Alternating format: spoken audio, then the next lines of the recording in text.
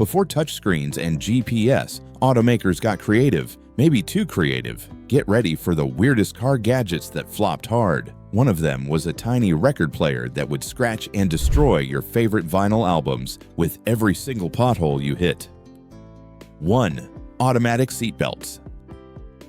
Let's start with a feature that millions of people were forced to deal with, a gadget born from good intentions that turned into a daily annoyance. We're talking about automatic seatbelts. If you were around in the late 1980s and early 90s, you know exactly what we're talking about. These were the seatbelts attached to a motorized track that ran along the inside of the car door. The thing is, they were created to solve a problem. The government wanted cars to have what they called passive restraint systems. This meant a safety feature that worked without the driver having to do anything. The best solution was clearly the airbag, but airbags were expensive back then. So, to save a few bucks, many car companies chose this weird seatbelt contraption instead. Here's how it worked. You'd open the door and the shoulder belt would buzz and slide forward along the track. When you closed the door, it would buzz back into place, securing your shoulder. Truth be told, it felt less like a safety feature and more like your car was giving you a weak and slow hug. What people don't notice is that this was only half the seatbelt. You still had to manually buckle a separate lap belt. It completely defeated the purpose of being automatic. They were slow, noisy, and they broke all the time, leaving you with a seatbelt stuck in the middle of the track. Having your car physically grab you was weird, but at least it was silent once it was done. Our next feature was a car that would literally yell at you for making a common mistake. 2. The talking car. In the 1980s, technology was moving fast, and car companies were desperate to make their cars feel like they were from the future. One of the ways they did this was by giving cars a voice. Yes, for a brief and glorious period, you could buy a car that would actually talk to you, and it was just as annoying as it sounds. These weren't the smooth, helpful voices of Siri or Alexa that we know today. These were cold, robotic, computerized voices that sounded like a science fiction movie from the 50s. Cars like the Datsun Maxima and some Chrysler models came equipped with a voice warning system. This system was designed to alert you to problems with the car. The first time you heard it, it was kinda cool. You'd leave your headlights on and a stern robot voice would declare, "Your lights are on." You'd leave your key in the ignition and it would say, "Please remove your key." But the novelty wore off fast. The most infamous phrase was, "Your door is ajar." Nobody in the history of the world has ever used the word ajar in a normal conversation. It was a constant reminder that you were being bossed around by a machine that wasn't very smart. It was the ultimate backseat driver, and you couldn't tell it to be quiet. A nagging voice was bad enough, but at least you knew what it was saying. The next feature was a dashboard that was so confusing and hard to read, it was almost impossible to understand, especially when you needed it most. 3. Digital dashboards.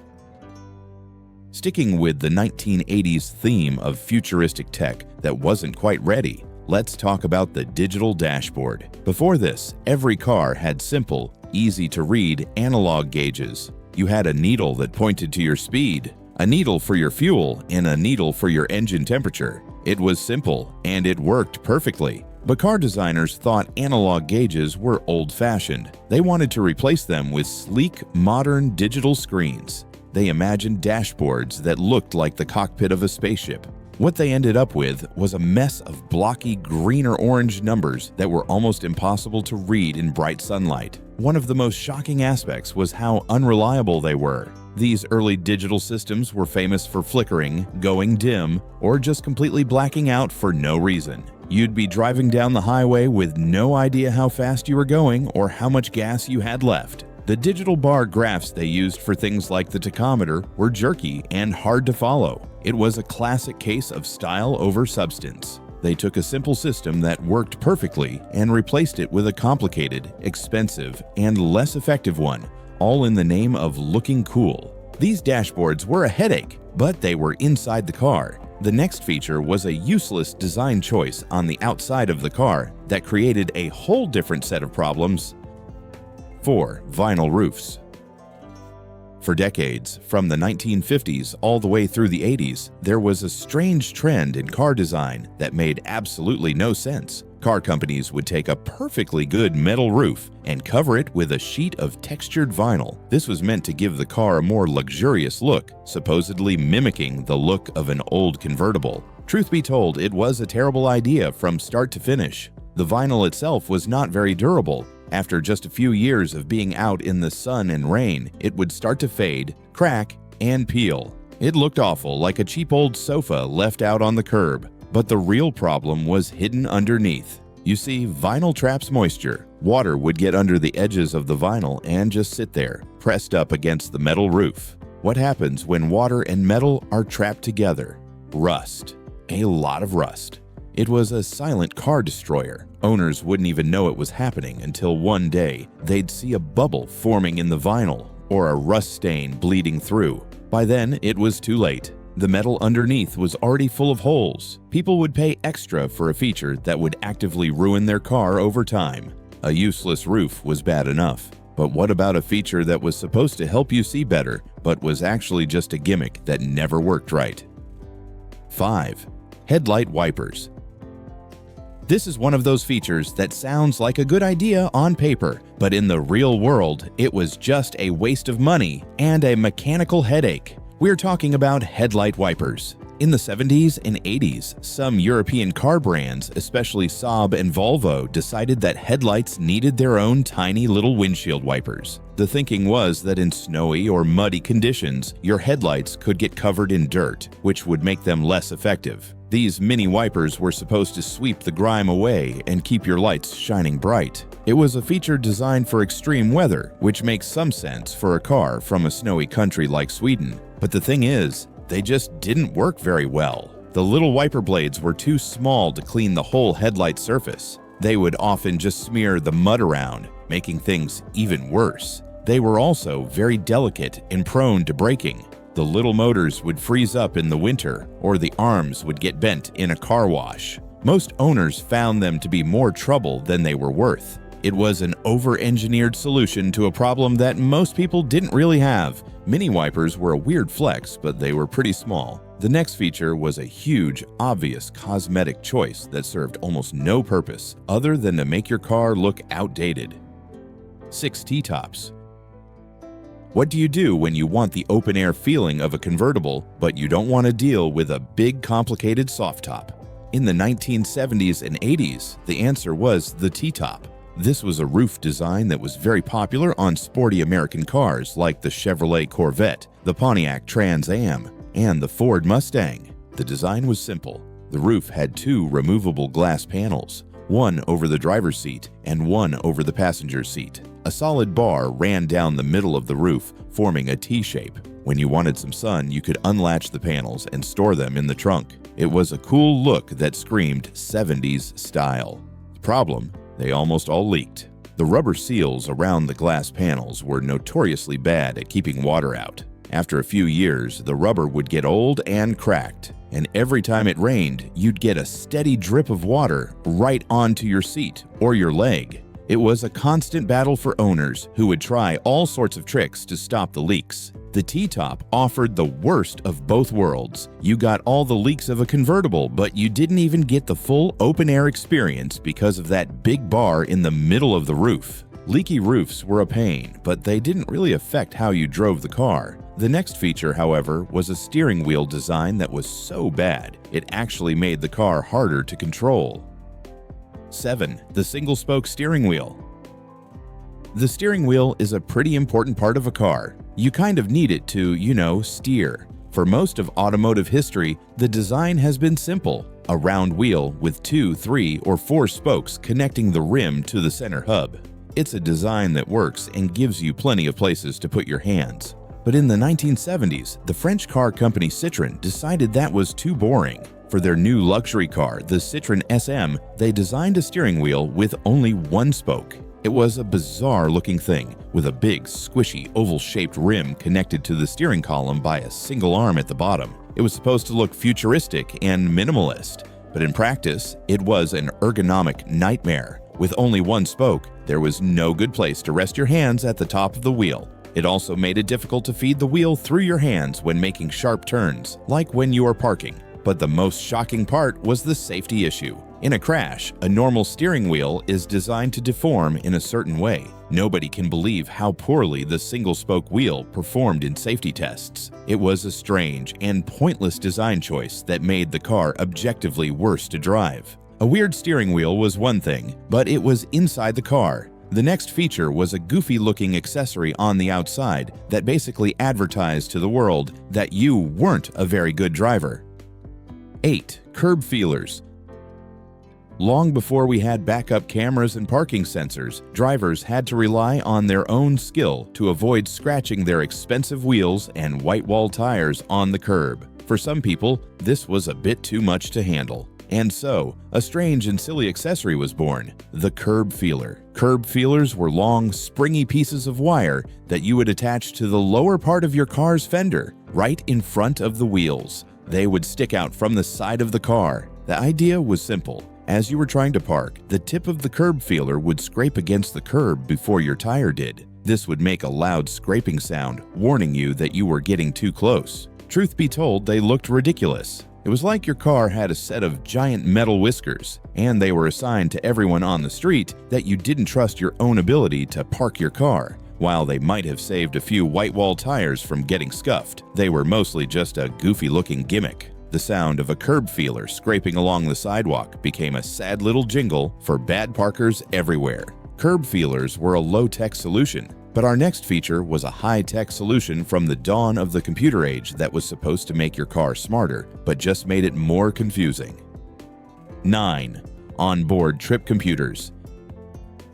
In the late 70s and early 80s, putting the word computer on anything made it seem high-tech and desirable. So, car companies started putting trip computers in their high-end models. This was basically a small digital screen with a bunch of buttons that promised to give you all sorts of useful information about your journey. These early computers could calculate things like your average speed, your fuel economy, and your estimated time of arrival. It sounds a lot like the features we have on every car today, but the execution back then was terrible. The screens were tiny, dot matrix displays that were hard to read, and the user interface was a nightmare. You had to cycle through different menus using a confusing set of buttons, and it was nearly impossible to do while you were driving. One of the most shocking aspects was how inaccurate they were. The miles to empty feature was basically a wild guess. It would tell you that you had 50 miles of range left, and then 5 minutes later, the car would be sputtering to a stop on the side of the highway. It was a feature that promised to make driving easier, but just ended up being a distracting and unreliable gadget. A confusing computer was one problem, but what about a feature that was supposed to be a symbol of freedom, but was really just an invitation for your belongings to get stolen? 10. External spare tires. For a long time, especially from the 1930s to the 50s, a very popular and stylish feature was to mount the spare tire on the outside of the car. Sometimes it was on the back, in what was called a continental kit. Other times, the spare tires were mounted in the front fenders, one on each side. This was a carryover from the very early days of motoring, when flat tires were extremely common, and you needed easy access to your spare. But as tire technology got better, flats became much rarer. The external spare tire stopped being a necessity and became a purely cosmetic feature. It was meant to give a car a classy, adventurous look. But the thing is, it was a terrible place to keep a spare tire. For one, it was constantly exposed to the weather, so the tire would get old and rotten from the sun and rain. But the bigger problem was theft. Having a brand new tire and an expensive wheel just sitting on the outside of your car was like putting up a sign that said, "Free tire, please take." They were incredibly easy to steal. Car companies had to come up with all sorts of elaborate locks and covers to try and protect them, but thieves always found a way. It was a stylish but completely impractical feature. An exposed tire was a bad idea, but at least it didn't mess with the car's engine. The next feature was a misguided attempt at fuel efficiency that made the car run terribly. 11. The Cadillac V864 engine.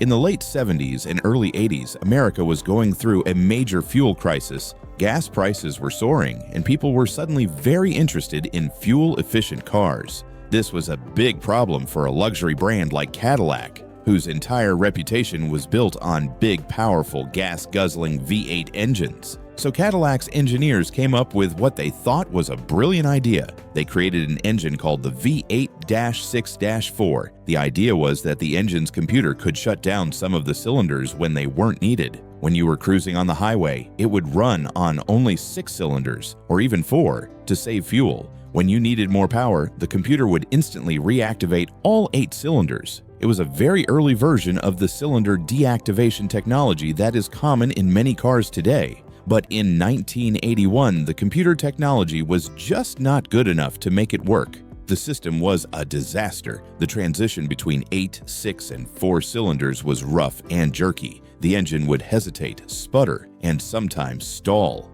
It was a mechanical and electronic nightmare. Most owners got so fed up that they had their mechanics permanently disconnect the system, turning their high-tech engine into a regular old V8. A complicated engine was a disaster, but it was hidden under the hood. The next feature was right in your face, a seating design that was both uncomfortable and unsafe. 12 front bench seats.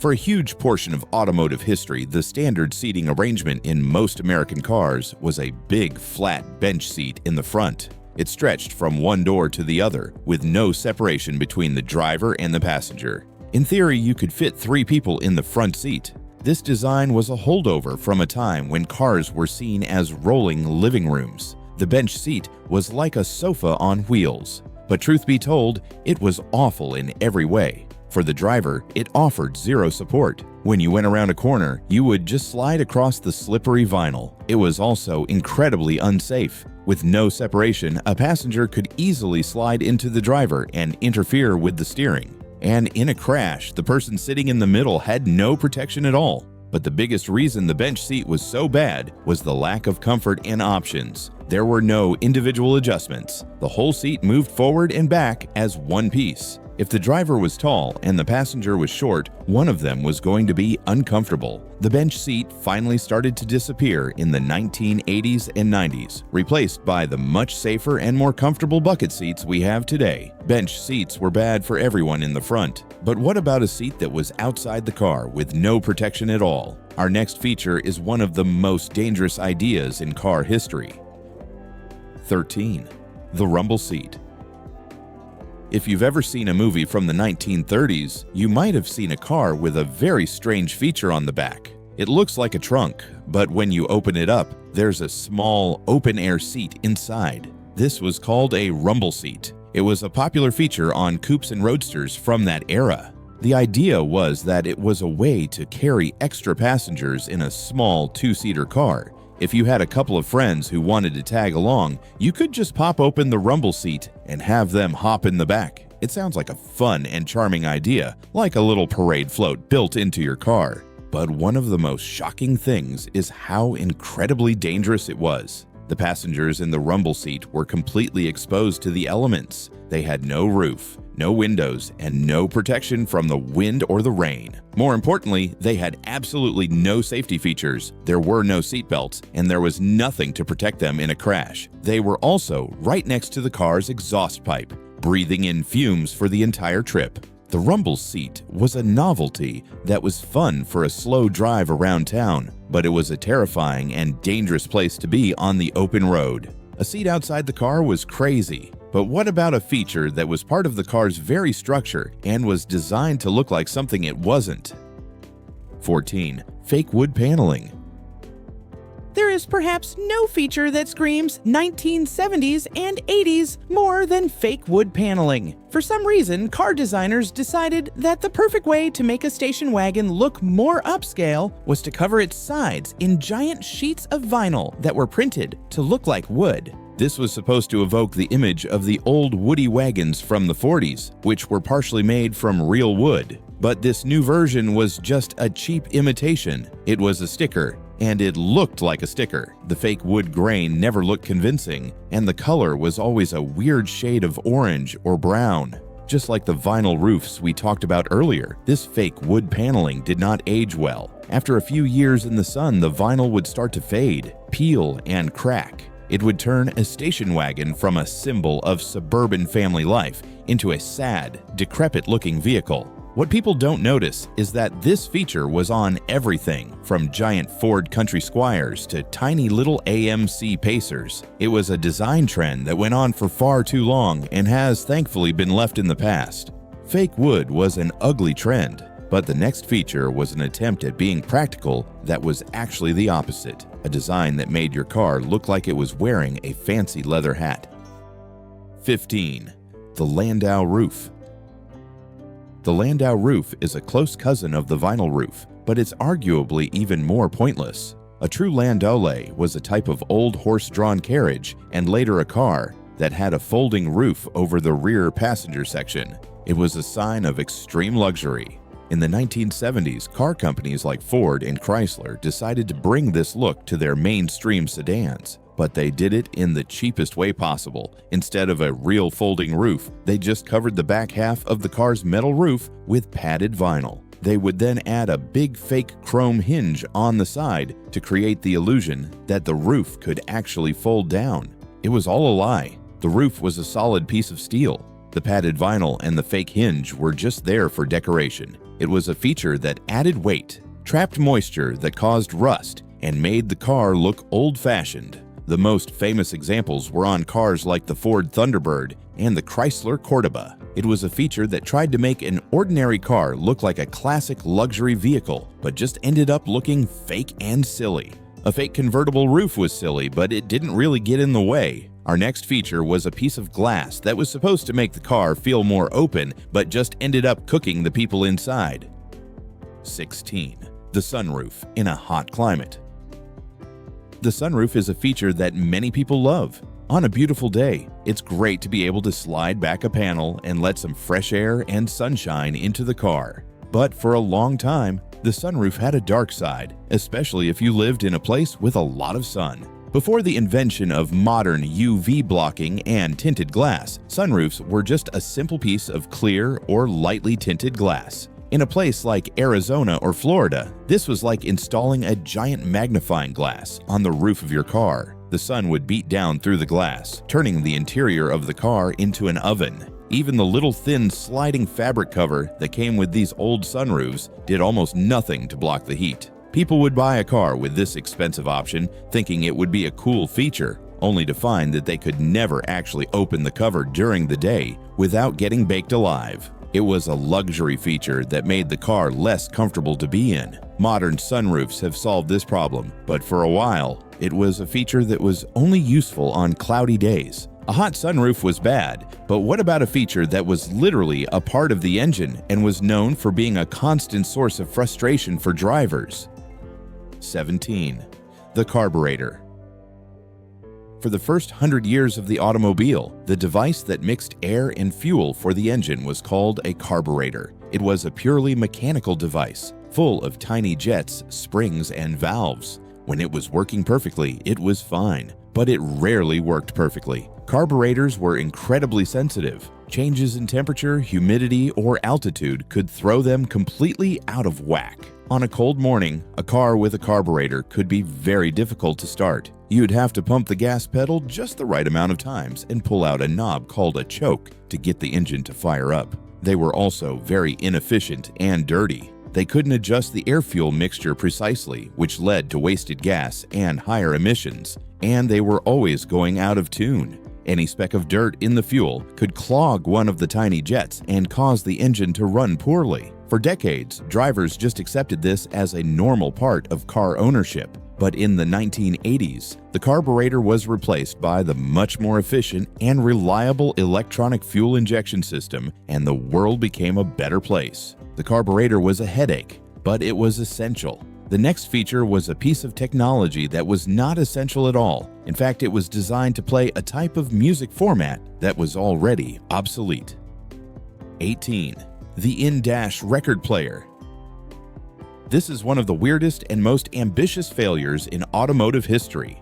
In 1956, Chrysler introduced a new high-tech option for its luxury cars, an in-dash record player. They called it the Highway Hi-Fi. It was a real, actual turntable mounted under the dashboard that would play vinyl records while you were driving. Chrysler knew that a normal record player would skip with every little bump in the road, so they designed a special system with a heavy-duty tone arm and a slower playing speed to try and prevent skipping. They also had to create their own special records because a standard record wouldn't work. These records were smaller and played at a very slow speed. The whole thing was a disaster. Despite their best efforts, the record players still skipped constantly, especially on the rough roads of the 1950s, and the selection of special records was tiny. You could only get them from the car dealer, and it was mostly classical music and show tunes. It was an incredibly expensive and complicated feature that did a terrible job of playing a very limited selection of music. It lasted for only a couple of years before Chrysler gave up on the idea. A record player in a car was a crazy idea, but at least it was legal. The next feature on our list was a luxury option so irresponsible it would get you arrested today. 19. The Glove Box Minibar. In 1957, Cadillac wanted to prove that its new Eldorado Brougham model was the most luxurious and exclusive car in the world, so they loaded it up with every conceivable gadget and gizmo. It had power everything, air conditioning, and a price tag that was higher than a Rolls-Royce.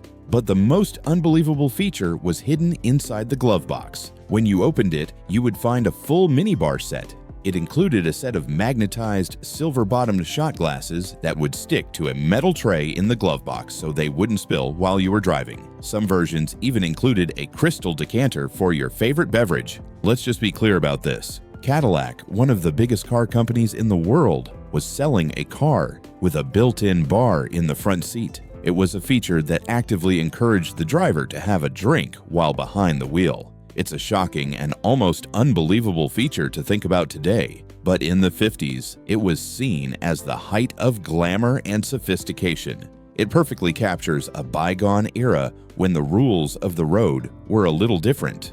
A minibar in the glove box is hard to top for bad ideas, but our final feature is not just useless or dangerous. It's a concept so out there, it's almost terrifying. 20. The nuclear-powered car. Our last feature is one that, thankfully, never actually made it into production. But it was a real concept, developed by a major American car company, and it shows just how wild the thinking was in the 1950s. We are talking about the Ford Nucleon, a car that was designed to be powered by its own personal nuclear reactor. This was the height of the atomic age, a time when people believed that nuclear power was the clean, cheap energy source that would power the future. Ford's engineers imagined a car that would have a small reactor in the back. The reactor would heat steam, which would drive a turbine, which would power the car. According to their designs, the Nucleon would be able to travel 5,000 miles before it needed to be refueled. Refueling would mean swapping out the old spent nuclear core for a new one at a special service station. They even built a scale model of the car, which is still in a museum today. Of course, the idea was completely insane. The problem of how to shield the passengers from the deadly radiation of the reactor was never solved, and the thought of thousands of cars driving around with nuclear material in them is the stuff of nightmares. The Ford Nucleon is the ultimate useless car feature, an idea so bad it was never even built.